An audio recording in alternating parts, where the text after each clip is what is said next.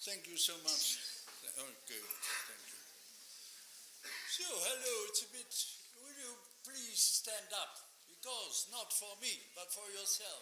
We standing so long time sitting is very poor for your concentration. Now turn around twice and say hello to your neighbor, because it's a bit of a play.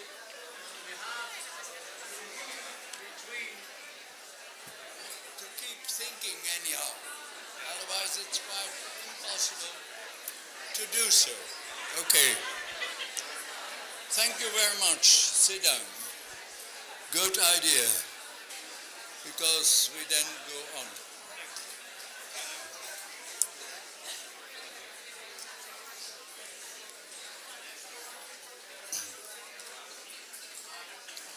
Great.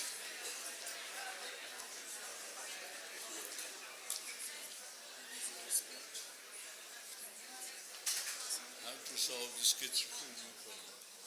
Yeah, I think it's a bit more than 20 minutes. I tried, because yesterday I had less time. But sorry. Good morning. I was very, very much impressed by the last speech of Ingrid. Irene. Oh, Jesus. Yes, that's hereditary to change names. My father names his daughter his sister, and so we do that in the family. We change names without having arguments for it. But that's not my speech. I was very impressed by Irene, because she says rightly, don't give a diagnosis, and that means you should not accept a diagnosis, and that's where I'm talking about when I'm talking about how to solve the schizophrenia problem. I also like to congratulate those who took the initiative and organized this conference in times of crisis, but that make people also very creative, if I have seen this program and all you here. So it has a positive sense towards it as well. It's great to have the discussion about the emancipation of hearing voices movement in your classical cultural country. This fits with the atmosphere in which we like to emancipate hearing voices. I would like to discuss with you how to solve the schizophrenia problem. Now I have to find out where I get the second. Where is that? Sorry. When I enter, is that? No, that one? That one. Thank you. I'm a bit stupid in that sense. There are more sense than that, I suppose. Okay. No trouble. What is the schizophrenia? But she is a bit hurrying up. One back. Okay. What is the schizophrenia problem is the lack of scientific validity of the illness and the denial of the meaningfulness of the separate symptoms, which go together and makes it impossible to solve the problems of the person. The lack of scientific validity, I just selected to do some research already from the 1970s, but there are many, many more. Only the last one I refer to here, Jan Dirk Blom, which is a Dutch psychiatrist, peculiar-wise. He studied firmly and very intensely the validity of schizophrenia and came to the conclusion that schizophrenia is a hypothetical construct with zero validity. The strange thing is that also here he still uses that diagnosis. But that is the trouble.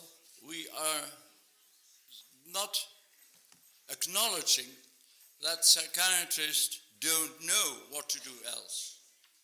So we can be angry with them, but they just don't know how to solve the problem.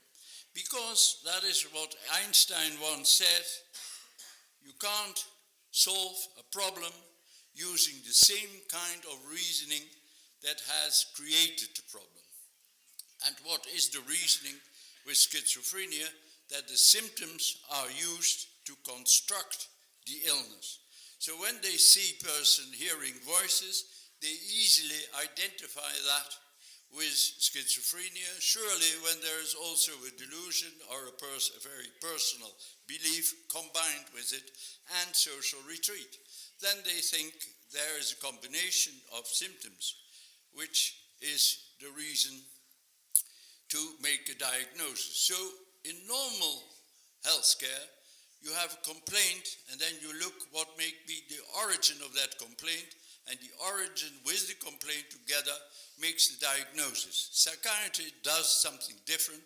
They take the symptoms, and that was what hindered Percy Hagen in the beginning, I told yesterday, because they just construct an illness. What will solve the problem is to focus on the separate symptoms.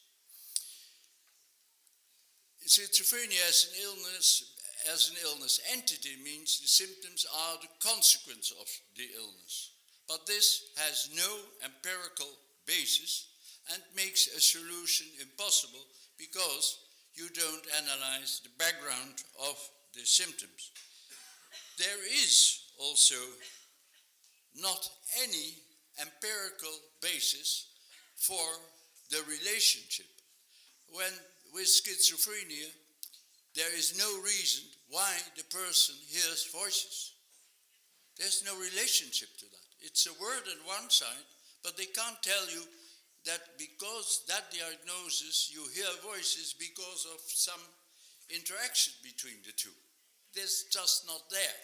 It's a hypothetical conclusion, but it's not true. This is the same why the person is paranoid or has a delusion. Also, no empirical basis for this relationship. And the third, why the person retreats from social contact has no empirical relation either. So, I would say, as a theory, there is an independence between the symptoms, they are called schizophrenia symptoms or psychotic symptoms, and the diagnosis. They are independent of each other, and the experience themselves are meaningful and related to emotional problems. They are not a consequence of illness, but can lead to illness, and they have a life of their own. It's not in relation with illness. Hearing voices has a life of its own, and there is interaction with the other symptoms, but that is, which I come to soon, on a different basis. So there are four theories, or four research results that underpin this independence theory. First of it is that the general population surveys have shown that about 4% of the general population knows the hearing voices experienced by themselves. So it's not seldom, because most of them, there are more people who hear voices and are not becoming ill than people who become a patient with this experience. Many, many more. So the illness concept discriminates millions of people who hear voices, because 4% of the world population is about 200 million, because in general it is still seen as a sign of madness. So we not only have to change the professionals, because they are also a minority, but we will also have to change the general idea about hearing voices and the public thoughts. Because every time if somebody says he hears voices, there's a big chance the other will say, oh, that's a symptom of schizophrenia. So this has had much influence, but still it's a lie. The second research results coming from trauma research.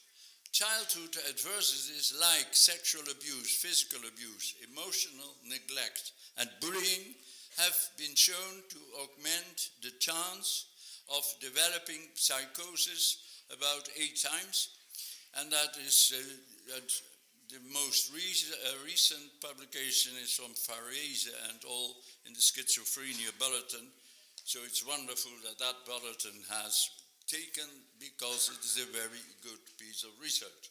2012 in the early summer. Okay, but that doesn't. Childhood trauma has been shown to be of causal influence on developing hearing voices, and that was studied by Reed et al. When it looked at 180 studies in the literature. So you see, that's the third. The third is the brain scan research. The research argument. While a person hears a voice, different centers light up in brain scan research. One positive thing is that there is really happening something in the brain. So it is really heard, the voice. When people hear voices, that is a reality. Now, we knew that already sometime, but when I met Patsy Hagen, I had not the slightest idea. You hadn't that brain scan research, but also we just hadn't thought about these possibilities. We just thought it was fantasy, and still a lot of people think it's a fantasy. This effect of brain scan research is that the same centers are lighting up in voices with patients as with non-patients. The effect is the same in hearing voices with voice hearers who did not become, I did not make a good thing here.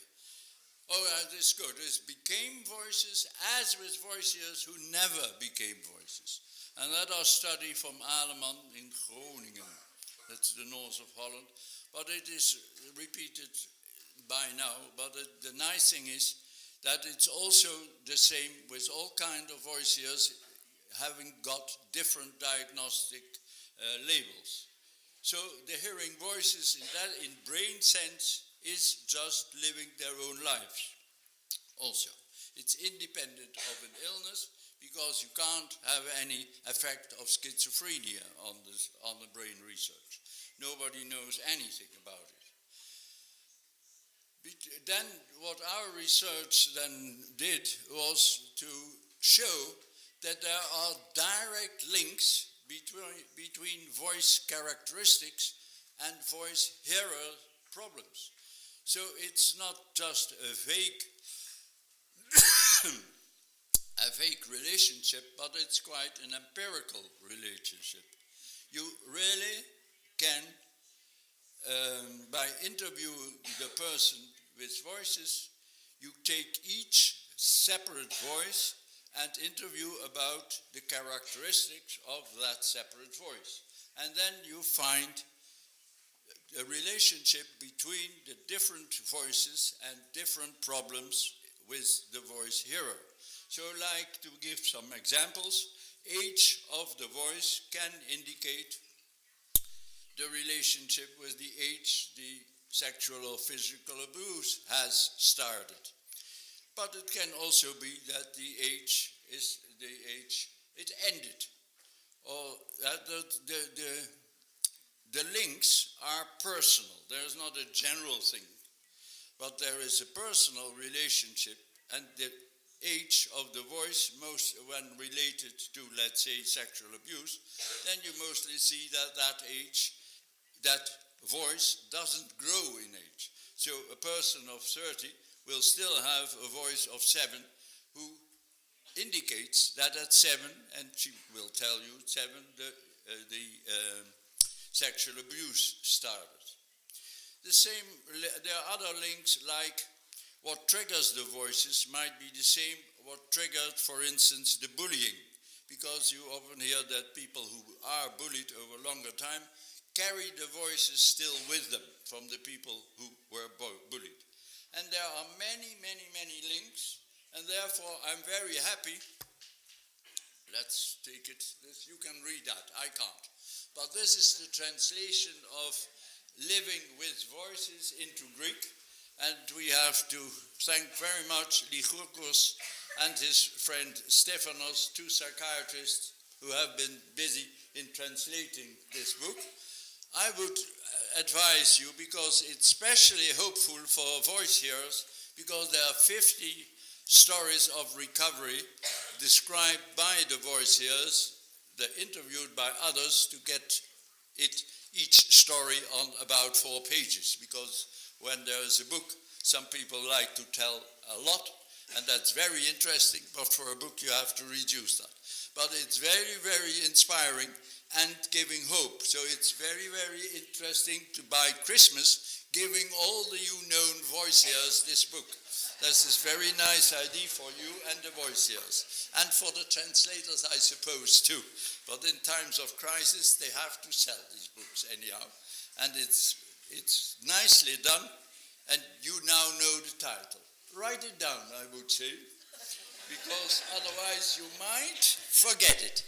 Because mostly people forget everything when they go away from a conference meeting. They have only small things, so I hope this conference will take home with you the fact that psychiatry is lying about the diagnosis, but that interaction between hearing voices, delusions, and the interaction between paranoia and voices and social retreat are of another origin. The delusions are mostly used to explain. The reason why a person say it are gods might be different for one person to another, but he could explain to you why he thinks it are gods. For instance, as an example, they might be gods because they know everything about the person, which in itself is reasonable because it is the person who hears the voices, but this kind of relationship are not easily made. When you are convinced you hear voices, you cannot deny that, but you try and find out why these characteristics of the voices give them the idea that they are gods. So you accept the explanation, but there's always a reasoning a part of mostly a very intense reasoning part. You have heard that from Irene, how intense the interaction can be between the development of a person and the expressions of his problems. The paranoia can be a consequence of traumatic experience as well, and especially we meet that a lot with being bullied, also others, but with the being bullied, people are more paranoid, you could say, to the circumstances in which they also now live, because in the circumstances when people gossip about each other, a person who has been bullied will be earlier having the idea that they are gossiping about him or her. The social retreat also can be a result of disturbing voices, because if you really know how disturbing voices can be while they are talking to you in a group, you would not be, it would be not a pleasure to go in a group. So it's quite sensible why people retreat when these voices are coming up in situations with other people around. So a lot of voices don't feel well in a group of people around. That are all kind of relationships, and that is also what psychiatry just denies. Psychiatrist confuses voice hearers, in fact. It is first of all seen as a symptom of an illness, which it is not.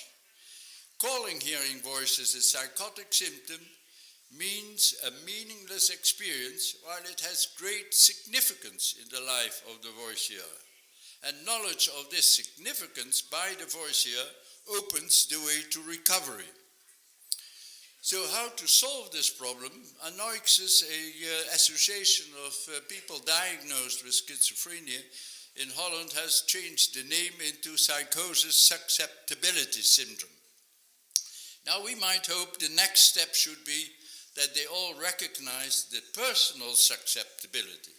Still now they are looking for a general susceptibility.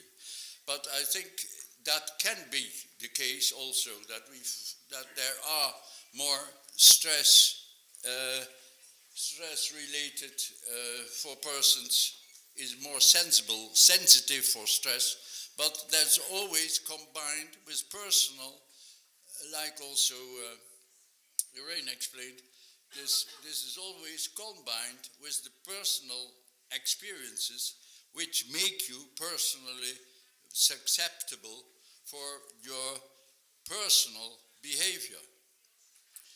So then there is only the need for a personal diagnosis of the person's problems. And with that, you have solved the schizophrenia problem. Besides, it doesn't exist. It also gives you a wrong idea about the reality. And that is not hypothesis. That is well recognized in these 4 research sites, which I called the epidemiological, 4% in the population hearing voices, being no patients, the people, the 4%, the background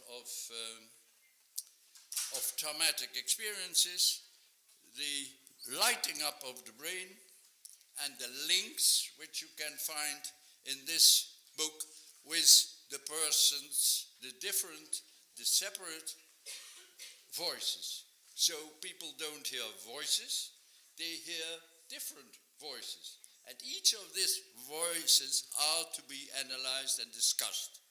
So it is an interesting job, not a simple job, I think.